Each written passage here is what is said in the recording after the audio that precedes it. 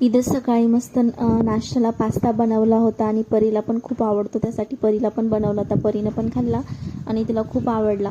नंतर मग घरामध्ये साफसफाई करायला घेतली. पलंगाखाली खूप राहाडा झाला मग त्यामुळे झाडून घेतलं. आणि आज सकाळपासूनच भुरभुर पाऊस चाललेला होता, म्हणजे चला धुणं धुवून घेऊया. धुणं धुतलं आणि ते वरती वाळत घातलं. मग नंतर परी पण तिच्या खिलवण्यासोबत खेळत होती.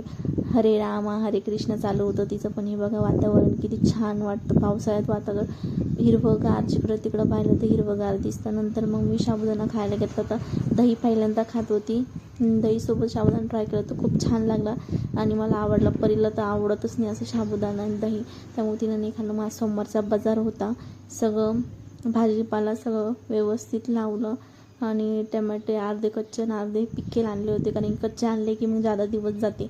आणि मेथीची भाजी पण आज आणली ती, वांगे आणि मिरच्या कोथिंबीर पण. आमच्याकडे काही फ्रीज नाही, त्यासाठी आम्ही एका प्लॅस्टिकच्या याच्यामध्ये पाणी घेतो, तर त्याच्यामध्ये कोथिंबीर ठेवतो, मध्ये ते 3-4 दिवस